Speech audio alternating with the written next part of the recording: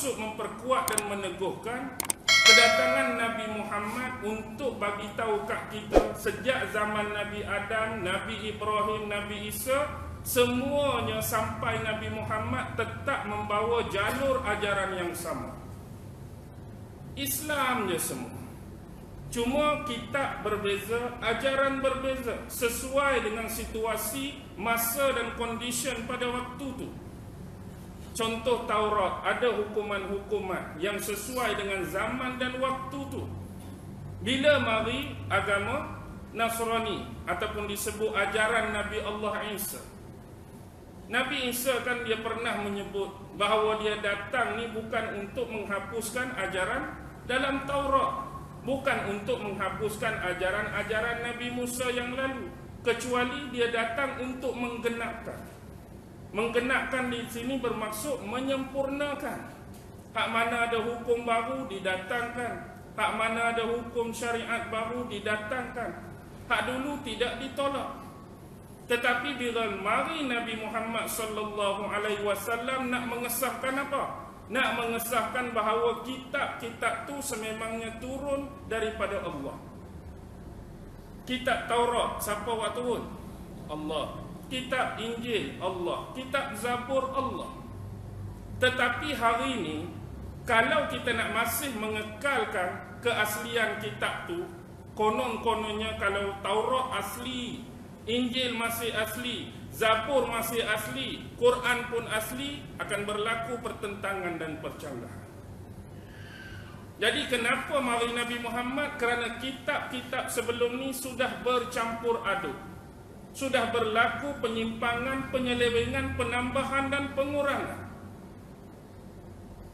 Ini yang berlaku. Jadi hari ini kalau suruh kita pilih, suruh kita ejah, mana satu betul-betul firman dan wahyu daripada Tuhan, mana satu kalam daripada manusia, kita sendiri pun tak boleh nak beza dah. Kita sendiri pun tak boleh nak cari dah. Yang kita pasti ada sebahagiannya masih benar-benar asli kalam Allah dan sudah bercampur dengan kalam manusia. Cuma nak pastikan tak tahu. Hak ni betul-betul ke kalam Allah, hak ni betul-betul ke kalam manusia. Cuma bila kita meneliti sebagai contoh, kita ada perbezaan. Bila kita melihat Al-Quran, ada ayat-ayat Al-Quran dan ada kata-kata daripada Nabi.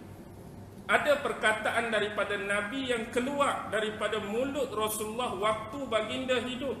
Ada perbuatan-perbuatan yang keluar daripada perbuatan baginda waktu beliau hidup. Dan ada pengakuan-pengakuan, ketetapan-ketetapan yang kita panggil takrir pada zaman Nabi Allah Muhammad. Tapi ini membezakan antara dua benda. Wahyu tetap wahyu, ayat Quran tetap ayat Quran, tapi apa yang keluar daripada Nabi, perkataan, perbuatan dan pengakuan tu kita panggil ayat Quran ke kita panggil apa? Kita panggil itu sebagai hadis dan sunnah. Ada perbezaan. Walaupun Rasulullah juga membacakan ayat-ayat Quran tu kepada sahabat, memang Allah tak bacakan untuk kita. Dia wahyukan melalui perantaraan Jibril. Yang baca ayat tu keluar dari mulut siapa? Mulut Nabi juga. Tapi ada perbezaan. Yang ni ayat Quran, yang ni perkataan aku. Jadi sebab itulah kita akan tengok cerita yang sedikit berbeza dengan ayat-ayat di dalam Injil. Contoh kita akan bertemu ayat-ayat di dalam Injil. Contoh Yesus berkata kepada para sahabatnya. Agak-agak kita ni kalam Allah ke kalam manusia? Walaupun kata-kata Yesus tu tak mengandungi kesalahan. Contohlah kita kata Yesus berkata kepada sahabatnya, beriman dan bertakwalah kamu kepada Allah. Agak-agak kalam Allah ke kalam manusia? Kalam Allah ke kalam manusia? Duduk dalam Alkitab maksudnya tu adalah firman Allah. Tapi sesuai dah Allah nak cerita balik benda yang berlaku zaman tu juga. Contoh kita kata, bayangkan satu hari Nabi berjumpa dengan salah seorang sahabat nama Abdullah. Wahai Abdullah, bertakwalah kamu kepada Allah, berbuat baiklah kepada ibu bapa kamu, hormatilah jiran kamu.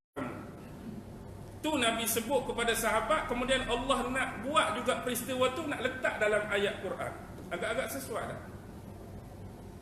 Cerita tu berlaku zaman tu, lepas tu Allah nak cerita balik apa yang berlaku ni.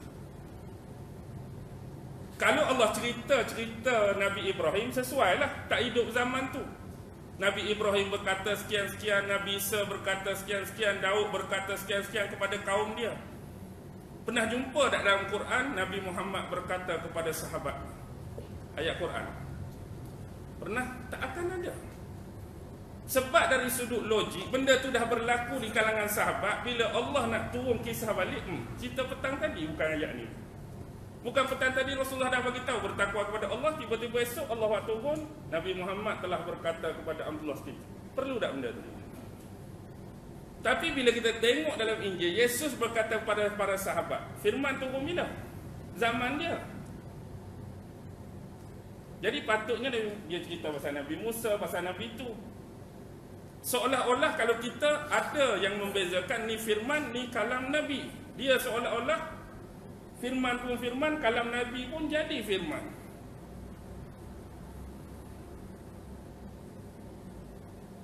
Jadi bila dia tunjukkan ayat-ayat macam ni, kita tanya, ni benar ke kalam Allah atau kalam Yesus? Jadi kalau Yesus tu sendiri anak Tuhan, perlu lagi dah Allah berfirman. Dah dia anak Tuhan tu pada dia semua lah. Kalau kita kira secara logiknya, pakai dia lah, tak payah dah lah. Kira bapa terus mewahyukan terus, dia yang cerita.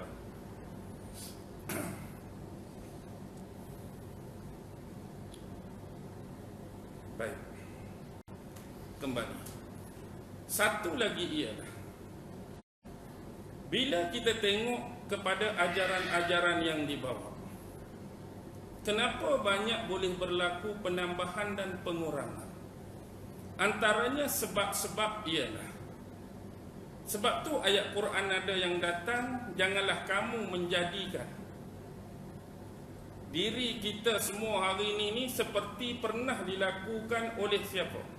Pengikut-pengikut Yahudi, pengikut-pengikut Nasrani dulu yang menjadikan ahbar wa rohban.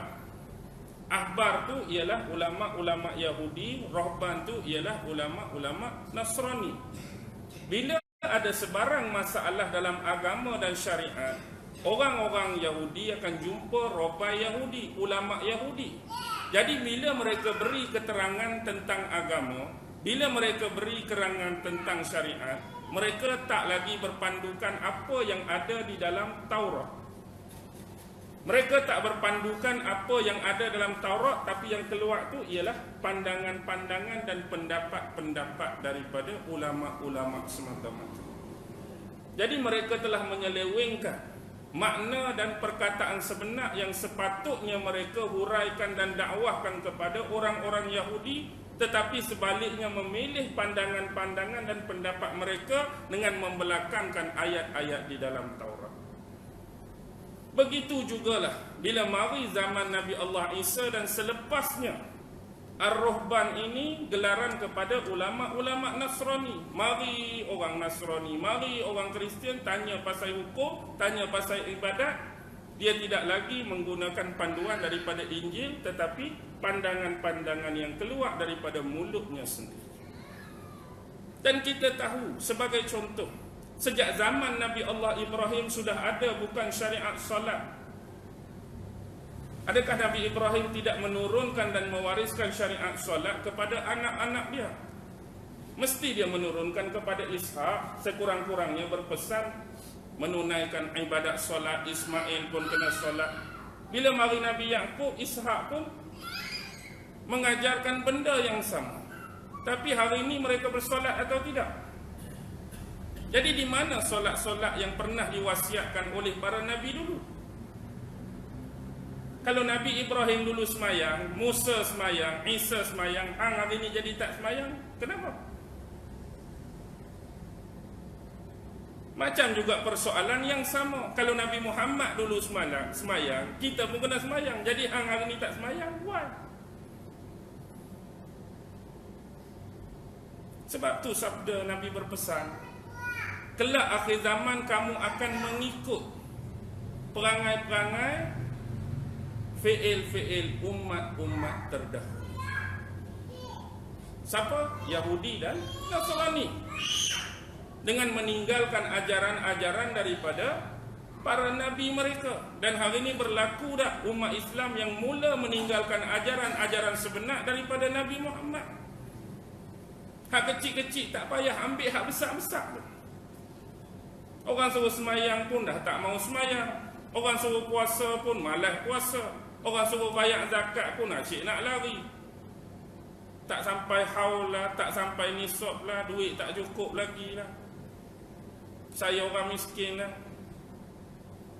Suruh pergi haji, jauh sekali. Hak basic, hak besar, hak asas pun kita cuba nak mengelak dan melarikan diri, apalagi ajaran-ajaran yang lebih kecil daripada itu. Dan ini mula berlaku.